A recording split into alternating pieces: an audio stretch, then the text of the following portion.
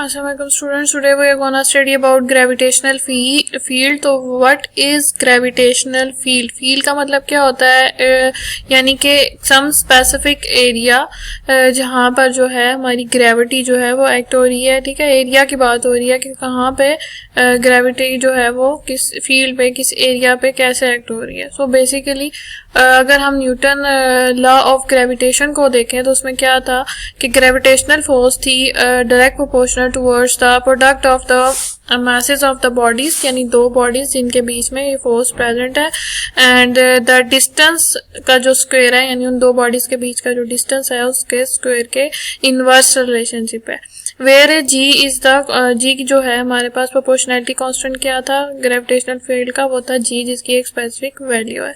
अब यहाँ पर अगर हम अर्थ के बारे में बात करते हैं, यानी कि gravitational field around the earth, ठीक है, यानी अर्थ के इर्द गिर्द जो है, अर्थ के अराउंड जो हमारे पास ग्रेविटेशनल फील्ड है उसकी डायरेक्शन किस तरफ है, that is towards its centre. तो बेसिकली उसकी अर्थ की जितने भी, यानी कि यहाँ पर अगर ये हमारे पास अर्थ का सेंटर है, ठीक है, तो अर्थ क्या कर रही है, ऑब्जेक्ट्स पे फोर्स एक्ट कर रही है, ग्रेविटेशनल फोर्स, और ऑब्जेक्ट्स क्या कर रहे हैं, उनकी डायरेक्शन किस तरफ आ रही है, towards the centre of the अर्थ। ठीक है, यानी अर्थ जो है उसकी तरफ उनकी फोर्स ऑफ अट्रैक्शन है। तो अगर हम यहाँ पर कंसिडर कर लेते हैं ऑफ एनी बॉडी, यानी जो भी बॉडी अर्थ पे प्रेजेंट है, तो वो उसका मास क्या आ जाएगा, स्मॉल एम, और जो हमारे पास अर्थ का मास है वो क्या आ जाएगा, कैपिटल एम। ठीक है, कैपिटल एम, ये जो हम इसको सबस्क्रिप्ट में लिखेंगे यहाँ पे, small E that is donating the mass of the अर्थ, ठीक है, डिवाइडेड बाय आर का स्क्वायर। आर का स्क्वायर क्या है, यानी ऑब्जेक्ट्स के बीच में और जो अर्थ के बीच का जो डिस्टेंस है वो क्या आ रहा है, आर, तो उसका आ जाएगा square. So where M E is the mass of the earth and R is the distance of the body from the centre of the earth. अब यहाँ पर वेट को डिस्कस करेंगे, तो वेट किसकी वजह से होता है, वेट बेसिकली क्या है, W is equal to M G. ठीक है, तो वो किसका प्रोडक्ट है, product of the mass and the gravity. ठीक है, तो weight of the body is due to that gravitational force. ठीक है, इस ग्रेविटेशनल फोर्स की वजह से हम किसी भी बॉडी के वेट को डिटरमाइन कर सकते हैं। वेट किस तरह से है कि कोई भी बॉडी जो है ग्रेविटेशनल फोर्स की वजह से जब अट्रैक्ट हो रही है टुवर्ड्स द अर्थ, तो उसको हम फाइंड आउट कर सकते हैं। अब ग्रेविटेशनल फोर्स जो है वो हमारे पास एक ऐसी फोर्स है जो कि नॉन कांस्टेंट फोर्स है, यानी कि वो चेंज हो रही है।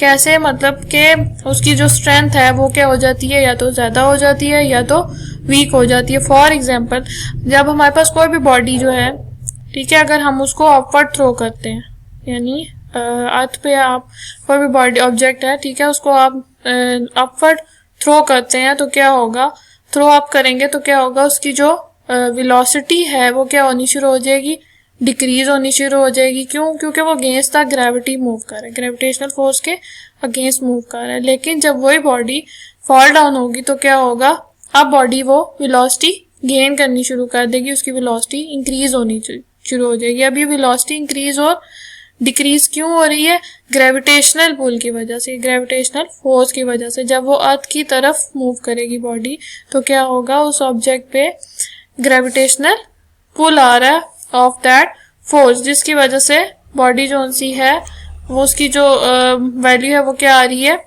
तो ये किसकी वजह से, ये हमारे पास जो हमारे पास ग्रेविटेशनल फोर्स है उसकी वजह से, ग्रेविटेशनल फील्ड की वजह से आ रहा है, दैट जिसको हम क्या बोलेंगे, फील्ड फोर्स बोलेंगे। ठीक है, जो फोर्स उस पे एक्ट हो रही है वो क्या आ रही है, that force is called the field force. यानी अगर बॉडी अर्थ के साथ, यानी अर्थ के साथ अगर वो कांटेक्ट में है या कांटेक्ट में नहीं है, ठीक है, तो इन केस जो उस पे अभी कॉन्टिन्यूसली जो हमारे पास एक फोर्स एक्ट हो रही है वो बेसिकली क्या है, that is a field force, यानी कि वो ग्रेविटेशनल फोर्स की फील्ड है जिसमें वो प्रेजेंट है और वो बॉडी पे एक्ट हो रही है। ठीक है, और ये जो फील्ड है ना, जो ग्रेविटेशनल फील्ड है, इसको क्या कहा जाता है कि अर्थ के ऑलमोस्ट एवरीवेयर, यानी जहाँ से जो अर्थ की जितनी भी फील्ड है, जो भी एरिया है, उसमें ये फोर्स जो है वो प्रेजेंट होती है, जैसे कि यहाँ पे आपको नजर आ रही है। और इसकी डायरेक्शन क्या है, that is towards the centre of the earth.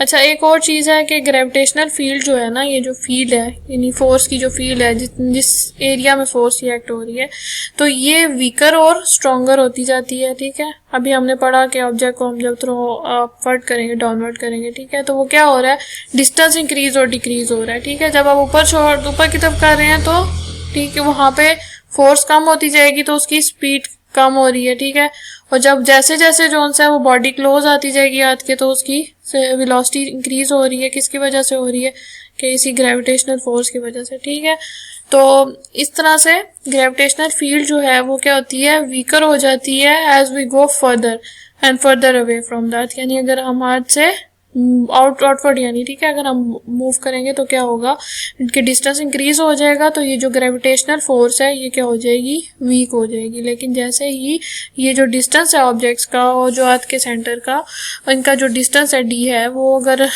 Are की वैल्यू है या डी है, वो अगर हमारे पास डिक्रीज होता जाएगा, यानी बॉडी अब towards the centre of the earth आ रही है, तो अब क्या हो रहा है, इन केस अब हमारे पास जो फोर्स है वो क्या होगी, इंक्रीज हो गया। तो ये जो जी की वैल्यू है ये क्या होती है, स्ट्रॉन्गर और वीकर होती है with respect to the distance.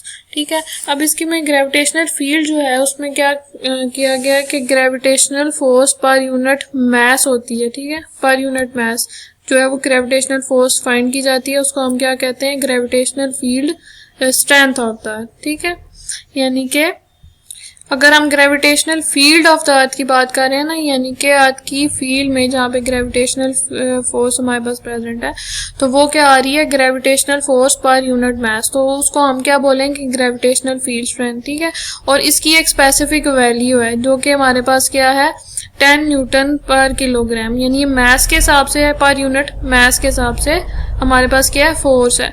और ये वैल्यू जो सी है वो क्या होती है, इसकी ये इक्वल है to that of value of g, जो हमने स्मॉल जी की वैल्यू फाइंड की थी।